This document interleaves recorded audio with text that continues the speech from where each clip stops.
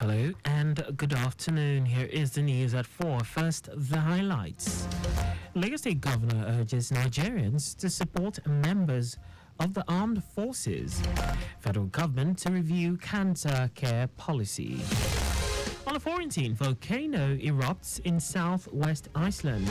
And in sport, Italian Berrettini pulls out of Australian Open due to injury.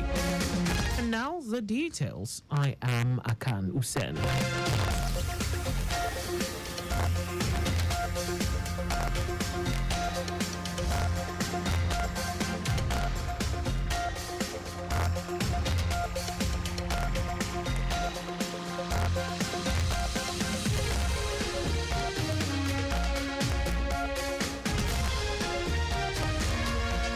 Nigerians have been urged to offer their support to members of the armed forces and their families as they continue to sacrifice to protect the country.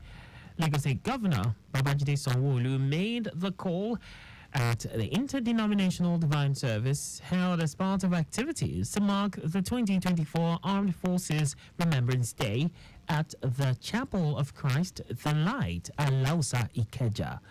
Governor Sanwo-Olu, who was represented by the Deputy Chief of Staff, Boyega Shoyanwo, explained that the service is an avenue to honor and appreciate the sacrifice of those who have paid the supreme price in service to their fatherland and humanity.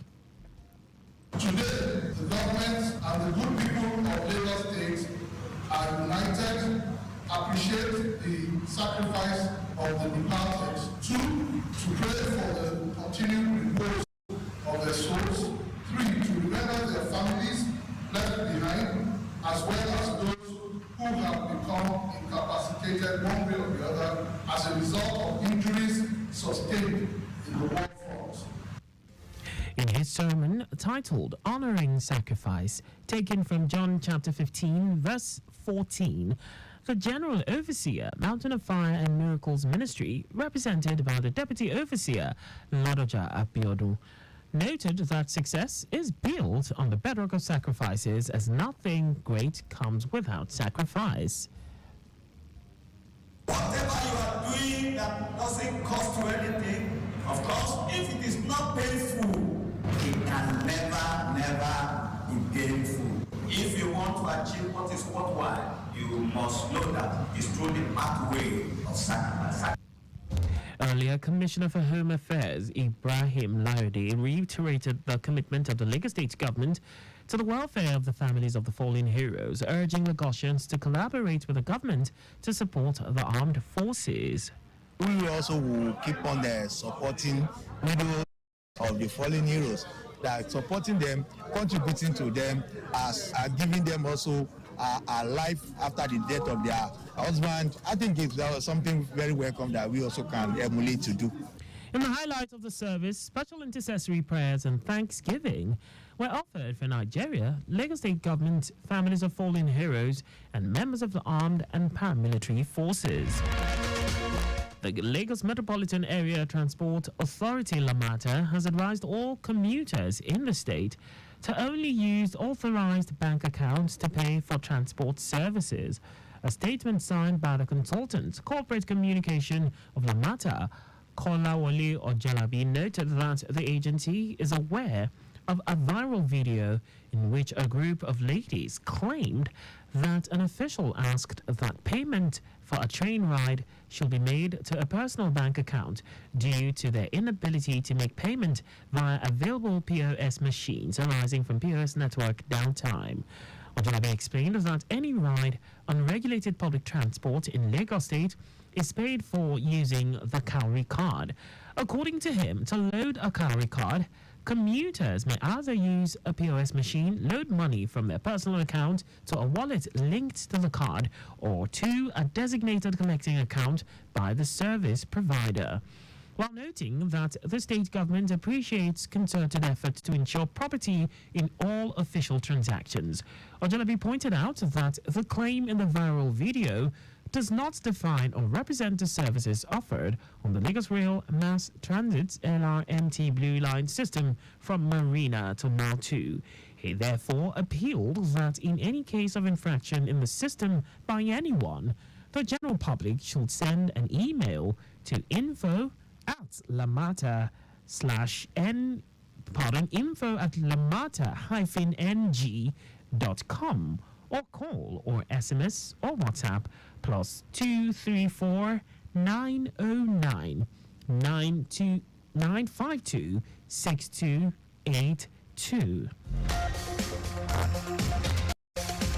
The Lagos State government has undertaken proactive initiatives to mobilize grassroots communities towards achieving the 17 Sustainable Development Goals, SDGs, to reach the global benchmark as outlined by the United Nations 2030 Agenda.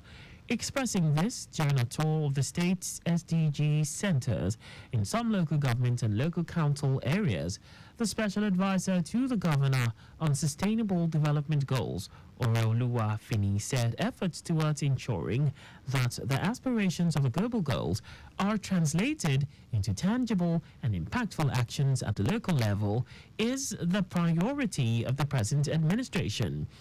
Fini, while acknowledging the need to bridge the gap between global ambition and local realities, noted that a critical aspect of the state's strategy is to foster a sense of ownership and understanding among local communities.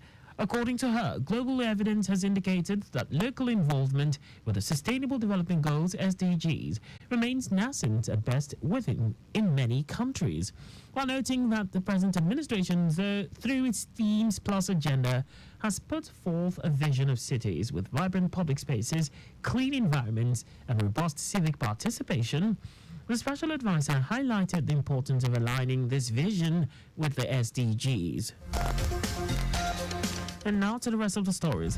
The federal government will review the national policy and strategic plan for hospice and palliative care 2021 to ensure cancer patients live a fairly good quality life. The national coordinator, National Cancer Control Program, Uchechukwu Nwoku, made this known in Abuja. Nwoku said that the policy inaugurated in 2021 was meant to institutionalize hospice and palliative care services in Nigeria. He noted that the palliative care policy was looking at integrating HPC services at the primary, secondary, and tertiary levels of care, so that at these levels everybody knew what to do at any point in time. It will interest you to know that hospice and palliative care is the active, holistic care of individuals across all ages with serious health-related suffering due to severe illness, especially those near the end of life.